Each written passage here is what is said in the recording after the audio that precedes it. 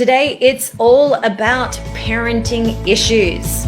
Kids, what do we do them? We love them with all of our hearts, and yet we struggle to live with them at the same time sometimes.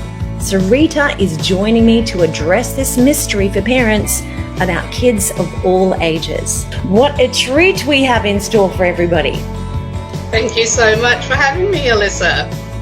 So let's get on to the parenting journey too, because I believe that that's a new book coming out for you, and this has obviously been a very, very long and arduous journey that you've learned a lot. So when you're talking about kids and you help people with parenting now, a lot of what you talk about is actions and reactions. So give us a little bit more into that. Now, I know that there may be a lot of people out there who are very emotionally intelligent and aware of all these sorts of terms, but if you're not, and you're not instigating this yet, listen up, because this is going to really, really be important for you. Thank you. Okay, so action versus reaction. It is as simple as what we do as parents, your kids are actually going to pick up. And that means internally, what we feel as parents, what we feel, the vibes that we feel, your vibes, whatever vibes you're putting onto yourself, it's not even out to the world. So if you show yourself anger, if you show yourself love, if you show yourself fear, whatever you're showing yourself, and that's genuinely, genuinely, it's not to say that you feel fear, but you're hiding it, because the fear is still there. Yeah. That is going to impact on your children. Back to my boys' time. So when they were younger, Grand Theft Auto was a big thing. I don't know if it is now, but video games in general, they used to come back from their dads with these Grand Theft Auto, GTA games. And I had no idea. I'm not a gaming person, and they used to play these games. And my second husband at the time, he picked them up and he's going, do you realise what your boys are playing? And I said, no, they're from their dads, And he's going, well, they're quite gruesome games. You should have a look at them. And when I actually saw them, they're absolutely quite horrific. So it's a passive action, which their dad and myself by default were doing. But the kids were reacting to it by actually role-playing the characters in those games. Yeah, I see that too. The action was the video games that we had allowed these kids to go, okay, my action was different to their father's action. Their father had just given them the games and gone, okay, off be it, you're out of my hair. My action was, well, their dad's given it. I can't do anything about it because I don't have that power in me. Now, this is a DV case. He's going to get angry at me. He's going to, do God knows what to me. So I don't have that power. But they are getting away with it. The children are getting away with it and just playing. So I confiscated all those games, and I think it took about a week to see the results. They were all of a sudden kind human beings again. Yeah, exactly. And I think that that's happening a lot at the moment with children, is because of COVID, because parents are working, they're just on their computers all day long, and it's not good for their brains. I noticed kids get worse, and people get worse when we're locked in a room with only a computer and we don't have that external factor of interaction with human beings. It's really taking a toll on a lot of people. So let's move on so we can get through all these questions today. So one of the titles that you wrote is, what are our children really thinking? What was the idea behind that question? So what are our children really thinking? I just want parents to be aware that what our children are really thinking is not what they're actually saying. So what our children are actually relaying to us is not what they're saying. The biggest example I can give for that, as a nurse or a medical background, when your child, especially a young child, so I'm talking about up to a teenage level, when they say they've got a stomach ache, more than often that comes from anxiety. Absolutely. I used to see that in all my students when they were going through a divorce. in America. The little ones would come in and they have a bellyache and sit in the corner of my studio and didn't want to sing or speak and it was because what they're going through. Yeah, that is so important for people to know.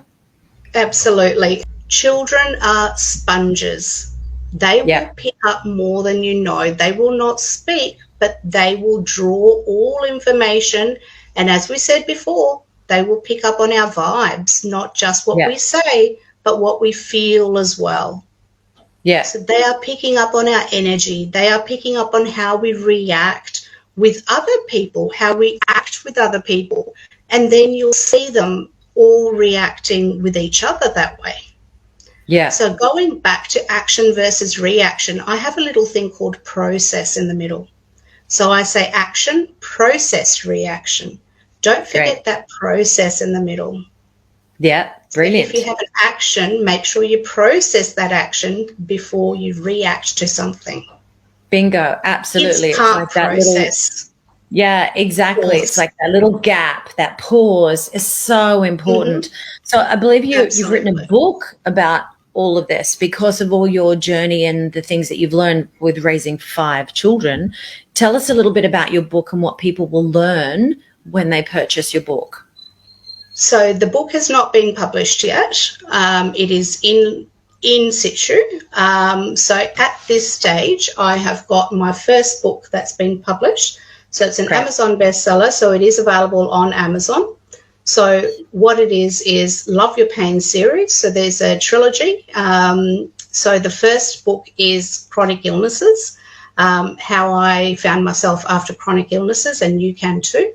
So the second book is on parenting issues, and you can find that out on my website. For pre-launch, there is a special deal available on my website, and the third book available is on domestic violence. And let's go to the last question now. Because of all this, you've got all your holistic pain stuff, you've got DV in your background, you've got all these accidents and things that have happened to you, and then moving into parenting. What would be your best advice for people who are struggling with holistic health issues, pain, and also maybe parenting issues, and they're feeling like it's all a bit too much? Ask for help. Don't do it on your own. That is always my number one tip. Always ask for help. People, I don't think a lot of people actually do that, do they? There's so much that we suffer in silence, especially as adults. Absolutely. And especially in the COVID time, there is so much options that the government has put out. There is so much, relief options, and there is so much, so much that people can actually access now. So I actually take on NDIS clients. So if there is anyone on NDIS, they're not actually losing anything out of their pocket. It comes out of their funding.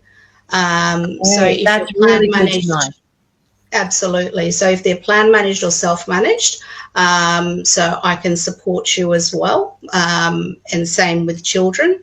So I do support families, I support relationships, so couples counselling. I do, therapies. I do for couples, individuals, families, all those, individuals that need, or group therapy as well, that need support. So it's just a matter of calling out for help.